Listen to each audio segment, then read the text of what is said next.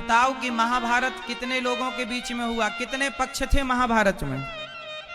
जोर से, कितने पक्ष थे? दो।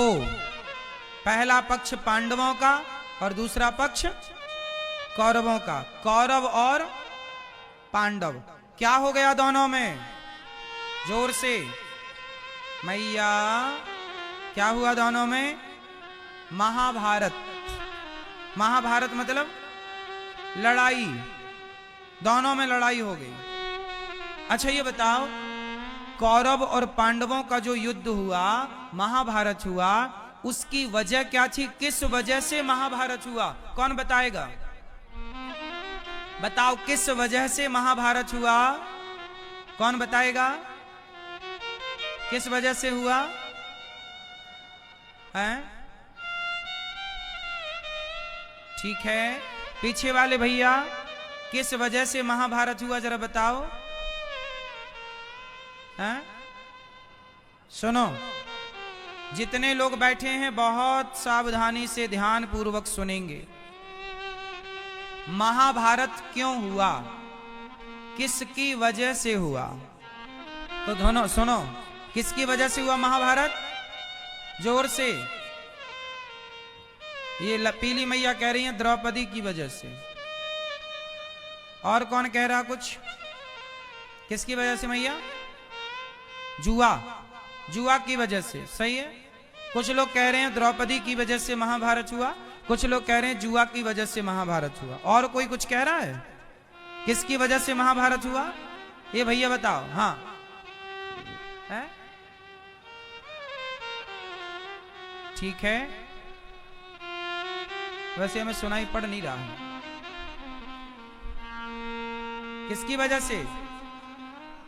ठीक है, अब सुनो, आप सब सही कह रहे हैं, आप सब बिल्कुल ठीक ठीक कह रहे हैं, पर इसका एक और भी कारण है। आप जितनों लोगों ने कहा सब सही कहा। महाभारत क्यों हुआ, इसकी मूल वजह क्या है, ध्यान से सुनेंगे तो आपको क्लियर हो जाएगा। सुनो, महाभारत हुआ इसलिए क्योंकि धृतराष्ट्र ने कौरव और पांडवों का सही सही बंटवारा नहीं किया। यदि ठीक ठीक बंटवारा किया होता तो महाभारत ना होता। इससे हमें यह सीखना चाहिए कि आजकल ना बड़े लोग, बूढ़े लोग बंटवारा नहीं करते। अब बताओ, पांडवों का अधिकार पांडवों को दे दिया गया होता, पांडवों ने क्या बोला? भाई जुआ हुआ था, जुआ के बाद द्रौपदी के कपड़े उतारे गए थे, फिर क्या हुआ? द्रौपदी ने श्राप देने के लिए जल ले लिया। तब धृतराष्ट्र ने बोला कि मैंने जो जीता है बेटी तेरा सब लौटा दूंगा, पर पहले 12 साल का वनवास जाओ, 1 वर्ष का अज्ञातवास जाओ। यदि 1 वर्ष का अज्ञातवास पूरा हो गया तो हम जो आपका इंद्रप्रस्थ आपका हमने जीता है वो वापस कर देंगे। अब ये बात धृतराष्ट्र ने कही, फिर क्या हुआ? पांडवों का 12 साल पूरा हो गया, 1 वर्ष अज्ञात पूरा करके आए। तब भगवान कृष्ण गए कि शांति दूत बनकर, भैया पांडवों का अधिकार दे दो। चलो, आपने बोला था ना कि हम पांडवों का देंगे, तो जो पांडवों के हक की जमीन थी वो पांडवों को दे देते, जो कौरवों के हक का था वो कौरव तुम ले लेते। भाई हस्तिनापुर पांडवों कौरवों की है, और इंद्रप्रस्थ, इंद्रप्रस्थ मतलब दिल्ली, और हस्तिनापुर मतलब मेरठ। वर्तमान में जो मेरठ है वो उस समय का हस्तिनापुर था, और वर्तमान में जो दिल्ली है वो उस समय की इंद्रप्रस्थ थी। तो आप पांडवों का अधिकार दे दो ना, जब आपने बोला है, और वो आपसे तो मांग नहीं रहे हैं, वो ऑलरेडी उनका था, आपने छल से जुआ खेल के जीत लिया था, दे दो। यदि सही बंटवारा होता, धृतराष्ट्र राजा थे और राजा का धर्म था कि वो न्याय करें। यदि पांडवों को उनका अधिकार मिल जाता, भगवान ने तो ये तक कह दिया कि चलो उनका अधिकार मत दो, 5 गांव दे दो। पांडवों को कितना दे दो? दे दो कम से कम 5 ग्राम रखो अपनी धरती तमाम। लेकिन जब भगवान श्री कृष्ण गए शांति का प्रस्ताव लेकर समझाने, दुर्योधन वह भी दे ना सका, आशीष समाज का ले ना सका, उल्टे हरि को बांधने चला, जो था असाध्य साधने चला। और जब नाश मनुज पर छाता है, पहले विवेक मर जाता है। 5 गांव मांगने गए थे, बोला सुई की नोक नहीं दूंगा। सुई की नोक बराबर जमीन नहीं दूंगा। किसने बोला? दुर्योधन ने। अब मुझे आप लोग बताओ कि यदि पांडवों का अधिकार दे दिया जाता तो क्या महाभारत होता?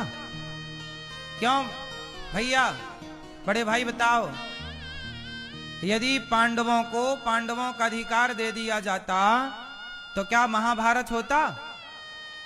उत्तर दो जोर से। नहीं। इसलिए कहता हूं जितने लोग यहां बैठे हैं, जिन जिन के बाल पक चुके हैं, वो लोग ध्यान से सुनेंगे। आप लोग बहुत जल्दी अपने बच्चों को बंटवारा कर दो।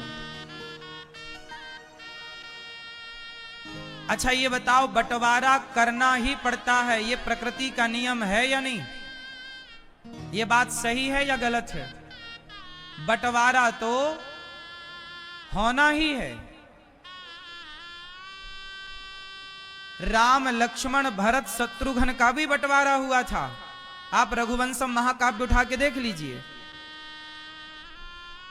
बंटवारा तो करना ही पड़ता है, हंस के करो रो के करो।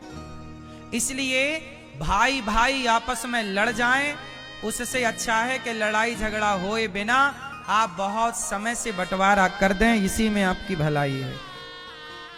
बड़े बेटे को दे दो, भैया ये तेरा, छोटे बेटे को दे दो, और कुछ अपने पास बचा के रखो, सारा ना दे देना, वरना बेटे सब लेके आपको ही बाहर निकाल दें तो क्या करोगे?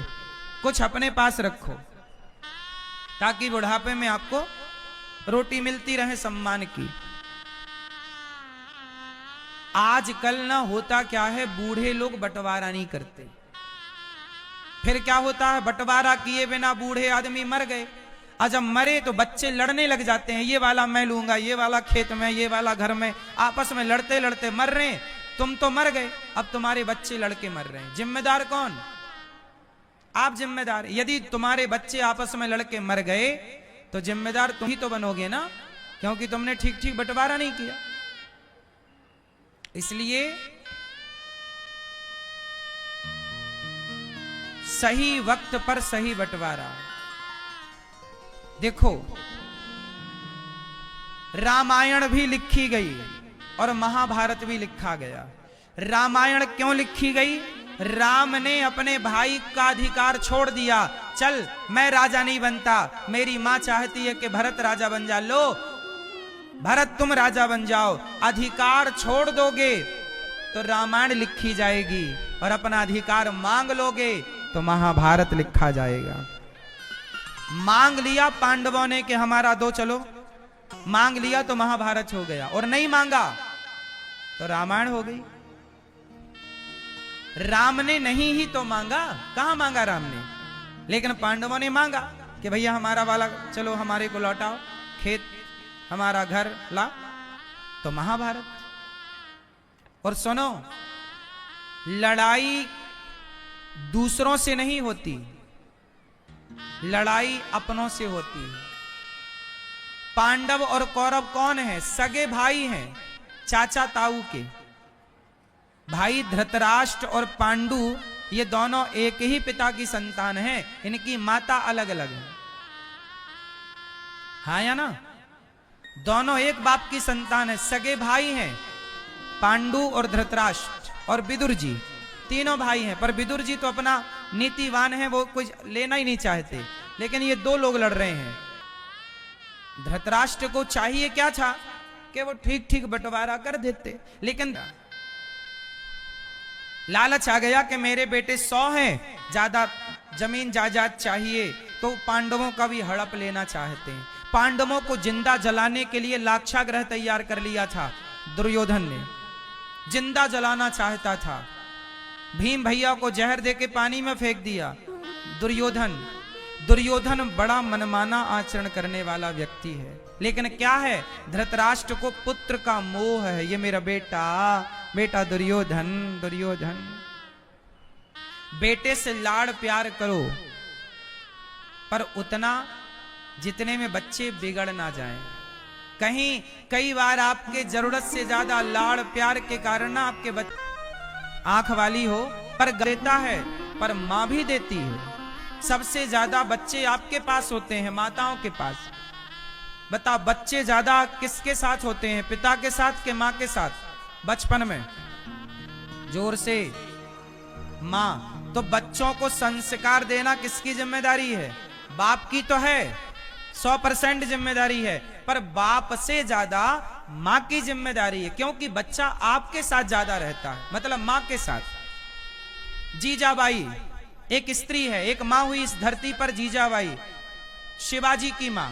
शिवाजी नाम सुना आपने? वीर शिवाजी, जिन्होंने इस देश को आजादी दिलाने में मुगलों से बहुत लड़ाइयां लड़ी, बहुत बड़ा योगदान, अपने प्राणों की आहुति उन्होंने दी। शिवाजी की मां जीजाबाई, जब शिवाजी 14 वर्ष के थे, छोटी छोटी कथाएं, छोटी छोटी बातों में माता जीजाबाई ने अपने बेटे को बचपन में ही योग्य बना दिया, संस्कार दे दिया, युद्ध के नियम बता दिए, जीत की परिभाषा बता दी। एक मां अपने बेटे को चाहे तो राम बना दे, और एक मां चाहे तो अपने बेटे को रावण बना दे। ये आपके हाथ का काम है मेरी मां।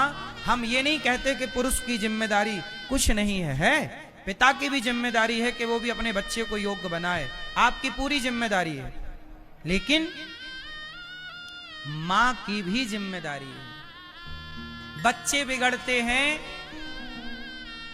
तो बच्चे कब बिगड़ जाते हैं? आधे बच्चे तब बिगड़ जाते हैं जब मां